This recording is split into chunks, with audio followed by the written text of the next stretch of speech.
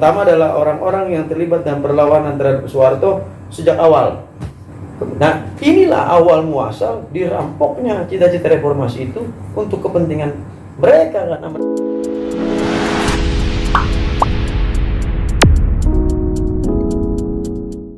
Halo Sobat Media Nalat, kembali lagi bersama kami. Pada kesempatan kali ini kita ditemani oleh salah seorang aktivis 98 yang punya pengalaman yang banyak lah kira-kira di era-era Orde Baru itu, terutama dalam kisah-kisah heroik lah. Langsung saja kita sapa Kanda Irwan. Saya seringnya menyebutnya atau memanggilnya sebagai senior itu Kanda, karena beliau memang kebetulan dia juga orang HMI. Jadi tradisi pemanggilan senioritas atau hubungan senioritas junioritas itu di HMI Kanda dan Dinda. Gimana kabarnya Kanda? Sehat? Alhamdulillah afiah. Wah. Iya Kanda, kita Media Nalat pertama-tama mengucapkan terima kasih banyak karena sudah diterima di kediamannya, dan kedua pengen ngajak ngobrol lah ya, barangkali ada hikmah yang bisa kita petik pada kesempatan ini, dan juga beserta seluruh teman-teman yang menyaksikan percakapan kali ini Media Nalat mengenai tentang kisah Kanda atau apa yang masih tersisa di memori Kanda mengenai tentang era Orde Baru, khususnya di era-era yang genting itu 98. Nah, mungkin bisa diceritakan Kanda terkait masalah itu. Iya, terima kasih. Tidak banyak yang sebenarnya bisa kita ingat tentang Orde Baru, kecuali yang remind dalam kepala kita adalah era yang menurut kita sangat gelap, represif, dan cenderung kemudian menjadi sangat fasis, di mana rezim Soeharto saat itu tidak memberi ruang kepada perbedaan di dalam level apapun. Sebenarnya banyak dari kawan-kawan aktivis saat itu berada pada level ekonomi yang baik keluarganya, bahkan ada yang orang tuanya juga punya jabatan di pemerintahan. Tetapi kemudian mereka merasa bahwa situasi itu tidak baik bagi perkembangan Indonesia 10 atau 15 tahun ke depan, lalu kemudian berkhidmat menjadi aktivis yang cenderung melakukan kritik dan perlawanan kepada pemerintah. Bayangkan aja, jadi kalau saya berpikir soal Orde Baru itu, ada istilah tembok itu bisa melapor kalau kita ngobrolin pemerintah. Entah dari mana ceritanya, tiba-tiba pemerintah bisa tahu kalau kita bicara soal pemerintah. Padahal nggak ada saksi saat itu. Jadi ada istilah tembok aja bisa melapor. Dan banyak organisasi mahasiswa diintervensi oleh kekuatan politik pemerintah saat itu. Jadi setiap kongres-kongres organisasi mahasiswa turun tangan intelijen, menempatkan orang-orang dia atau orang-orang yang sudah mereka jadikan agen untuk menjadi pimpinan-pimpinan misalnya. Nah, saya perlu jelasin bahwa peristiwa 98 itu adalah, menurut saya pribadi, adalah akumulasi dari perlawanan mahasiswa dan pemuda kepada pemerintahan Pak Harto, yang sebenarnya permulaannya sudah dimulai dari tahun 74. Iya. Dari mulai Malari, lalu Bang Rizal Ramli tahun 78, Bang Rizal Ramli dan kawan-kawan. Lalu tahun 80-an ada organisasi-organisasi taktis yang melakukan perlawanan seperti Pijar Indonesia, Humanika, dan lain-lain. Lalu tahun 90-an awal banyak kawan-kawan yang kemudian tergabung di SMIT atau di Persatuan Rakyat Demokratik, kemudian menjadi partai tahun 96. Lalu ada Bang Sri Bintang Pamungkas yang sebelumnya ada di P3. Jadi menurut saya pribadi, tahun 98 adalah akumulasi dari perlawanan bertahun-tahun orang-orang yang menginginkan suasana demokratis dalam Republik ini. Nah, siapa orang-orang yang mengaku sebagai aktivis 98 itu? Nah, ini kan pertanyaannya kan itu. Jadi saya akan buat ada berapa jenis mahasiswa, pemuda dan mahasiswa yang melawan yang terlibat dalam 98 saat itu ya.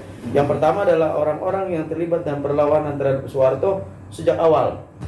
Jadi mereka memang melakukan perlawanan terhadap Pak Harto sejak awal di tahun 80-an, 90-an awal. Jadi kemudian bertemu dengan titik kulminasi di tahun 98. Yang kedua adalah kelompok aktivis kampus, senat-senat mahasiswa dan BEM-BEM kampus.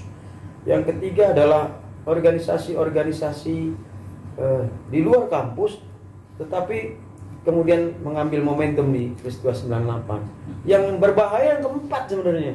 Yang keempat adalah mahasiswa biasa gitu, yang sehari-hari di kampus hedonis, nggak peduli sama politik, bahkan melihat aktivis itu kayak ngelihat makhluk angkasa luar gitu. Tapi kemudian karena kampusnya turun demonstrasi, BEM-nya turun demonstrasi, kemudian mereka ikut demonstrasi ke DPR MPR. Saya menyebut mereka adalah kelompok tamasya politik. Tamasya. Orang-orang yang bertamasya sebenarnya. Dan hari ini bercampur aduk gitu. Karena pernah ada di DPR kan nggak mungkin kita bisa sangkal bahwa orang ini aktivis 98. Tetapi bahwa kontribusinya saat itu sebagai apa, itu yang kita kacau. Jadi kita nggak, kasihan kawan-kawan yang benar-benar sejak awal membangun basis, membangun kampus, atau kemudian melakukan konsolidasi aksi sejak awal 90-an, kemudian bercampur dengan kelompok ini. Yang keempat ini kelompok para wisatawan politik yang berangkat ke DPR, jalan-jalan mereka gitu, senang-senang, bahkan ada yang pacaran, ada yang berkencan di gedung DPR MPR. Jadi kayak gitulah. Jadi tiba-tiba hari ini 98 gitu. Ya, makanya gara-gara itulah kemudian saya pikir malu juga sebenarnya bawa nama 98. Saya malah berpikir untuk malu juga mengaku sebagai aktivis, mengaku sebagai pasifis. Iya, karena ada kelompok yang keempat tadi ini yang apa ya? Ya. Kalau kita bayangkan sebagai sesuatu yang suci, yang menodai lah kira-kira ya, karena dia awalnya hanya datang untuk sensasi saja atau tamasya saja. Ya, Iya. kemudian sejarah menyebut melalui bibir generasi hari ini bahwa dia adalah 98. Ya kalau dia kasih lihat fotonya 98 ada kan kita nggak bisa sangkal itu ya benar ada gitu. Tapi pada saat itu motivasinya hanya jalan-jalan dan wisata ya repot juga gitu. Nah, kelompok ini yang paling banyak. Jadi bukan mahasiswa yang sadar secara politik bahwa rezim ini harus berakhir, rezim itu saat itu harus berakhir, tapi ada mahasiswa-mahasiswa yang berpikir ya sudah demonstrasi, jatuhin Pak Harto, jalan-jalan lah kita gitu. Tapi yang menarik tadi itu apa istilahnya tadi, bahwa bahkan Tempo pun bisa melaporkan atau melaporin terkait masalah isu yang sedang dibahas dalam ruang-ruang tertentu. Berarti artinya itu menunjukkan bahwa pemerintah pada saat itu benar-benar memantau. Bahkan bisa dikatakan mungkin ya tanda kutip hampir bisa dikatakan mulai dari bank sampai tirunya lagi itu bisa dan dengan teknologi yang masih terbatas saat itu benar. Kita harus, kalau saya harus ngomong bahwa dalam konteks itu intelijen Pak Harto luar biasa hebat. Jadi dengan teknologi yang tidak terlalu mutakhir, mereka berhasil membuat Indonesia, para oposisi di Indonesia itu tidak bisa bergerak. Jadi mereka mengetahui betul baik perilaku politik maupun peristiwa-peristiwa politik yang terjadi. Oke, benar-benar menegangkan suasana pada saat itu ya. Dan saya mungkin harus mengatakan bahwa apa yang telah kita lakukan tahun 98 itu hari ini gagal total. Nah, jadi kalau apa pencapaiannya, kebebasan yang mana? Kebebasan seperti sekarang yang ultra liberal ini, bahwa siapa aja, menurut saya bangsa Indonesia akhirnya terjerumus dalam perilaku gagap demokrasi gitu. Bahwa demokrasi dipersepsikan boleh bersuara seenak hati, kemudian tanpa dia sadari dia menginjak kaki orang lain gitu. benar. Nah, kita nggak tahu lagi batasan-batasan bagaimana menghormati orang lain dalam demokrasi itu. Kita gagap demokrasi, kita kemudian sekarang media misalnya, media bebas, ini bukan bebas lagi, sekarang udah ultra liberal. Media bisa menghakimi orang gitu. Nah, ini pencapaian yang mana gitu? Bahwa katanya KKN korupsi nepotisme, KKN korupsi kolusi nepotisme harus dihapuskan pasca 98, ini malah menjamur, bahkan menyebar ke desa, bahkan kepala desa masuk penjara gara-gara dana desa. Dui fungsi ABRI, hapuskan dui fungsi ABRI. Dalam prakteknya kan tentara tetap ada di mana-mana, jadi dirjen, jadi ini, jadi itu. Jadi ya ansih dui fungsi tidak ada lagi, tapi dalam praktek masih ada. Intinya angan-angan yang selama yang diperjuangkan pada saat itu teman-teman aktivis gagal total ya, atau tidak terwujud sama sekali di era hari ini? Iya, kegagalan berawal di saat peristiwa reformasi. Setelah Pak Harto turun, kan kelompok aktivis terbelah menjadi dua bagian. Yang satu adalah kelompok aktivis yang menuntut reformasi total dengan tanpa mengikut sertakan siapapun yang pernah ada dalam rezim, baik yang di anggota DPR atau apapun. Yang kedua adalah kelompok yang mau permisif, mau berkompromi dengan orang-orang yang sempat ada di rezim tapi kemudian di akhir melakukan perlawanan. Nah, yang menang ternyata yang kedua. Gitu. Yang mau kompromi, sedangkan orang-orang yang nggak mau kompromi kan. Nah, inilah awal muasal dirampoknya cita-cita reformasi.